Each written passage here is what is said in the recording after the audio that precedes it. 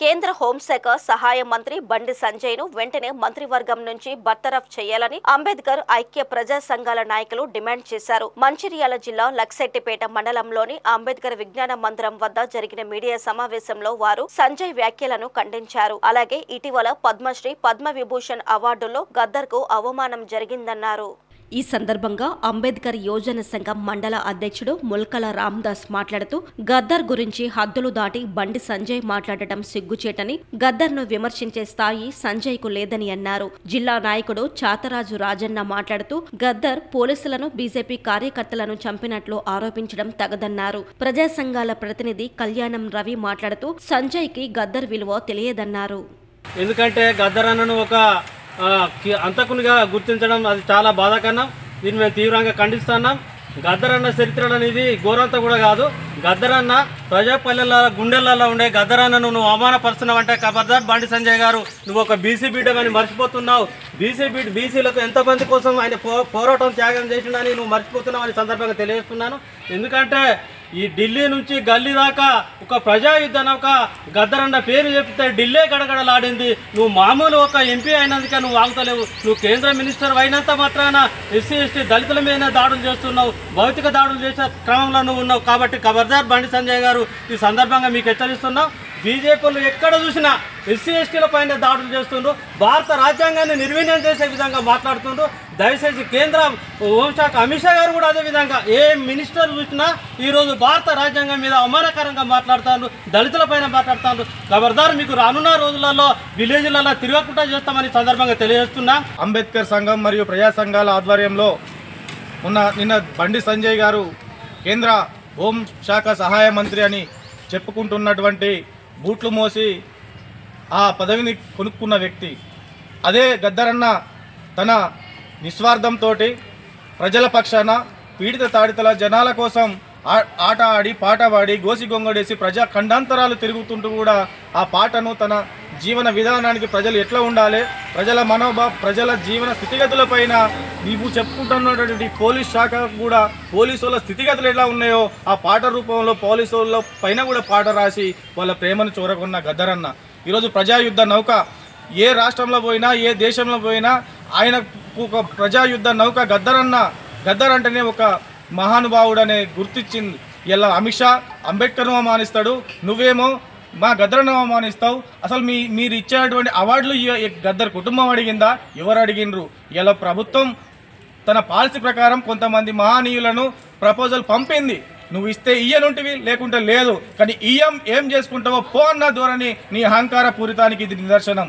ఇప్పటికైనా దళితులపైన, సామాజిక ఉద్యమకారులపైన, పేద ప్రజలపైన, అనగారిన పేద బాలల మీద మీరు దాడులు చేస్తూ ఉన్నారు. అసలు ప్రజాస్వామ్య ప్రభుత్వంలో పనిచేస్తున్నావా? నీ నరహంతక ఆర్ఎస్ఎస్ భావజాలంతో మతోన్మాదాన్ని రెచ్చగొడుతున్నావా అని మేము ప్రశ్నిస్తూ ఉన్నాం.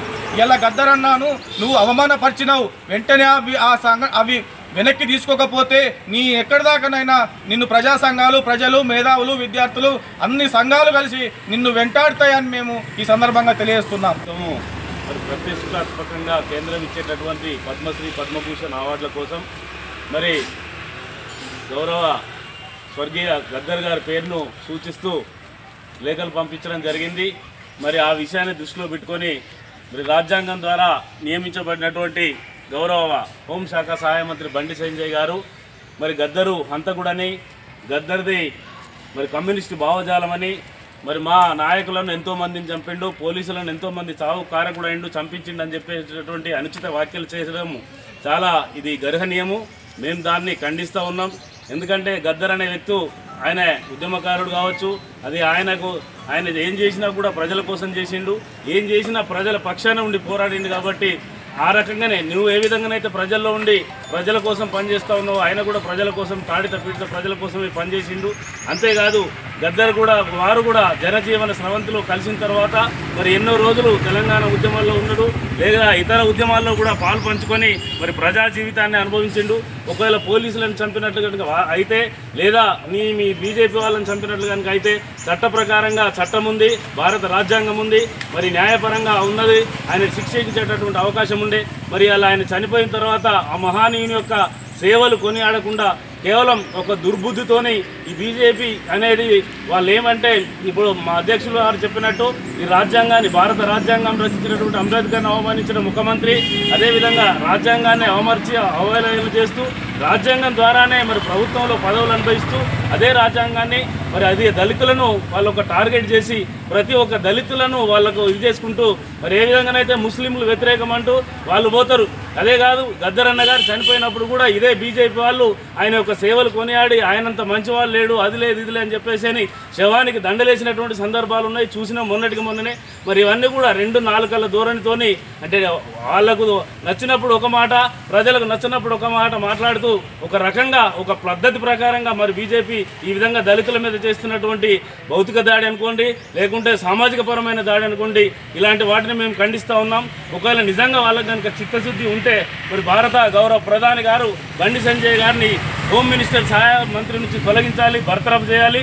ఎందుకంటే ఈ విధంగా కనుక చూస్తూ ఊరుకుంటే మరి దళితుల మీద దాడులు ఇంకా కూడా పెరిగిపోయే అవకాశం ఉంది. కనుక దయచేసి మీరు తక్షణమే దిద్దుబాటు చర్యలు తీసుకొని బీజేపీ ఏదైతే ఉందో ఇక ముందు ఇలాంటి వ్యాఖ్యలు కానీ ఇలాంటి దాడులు కానీ జరగకుండా చూసుకోవాలని మేము తెలియజేస్తూ ఉన్నాం, ఖండిస్తూ ఉన్నాం.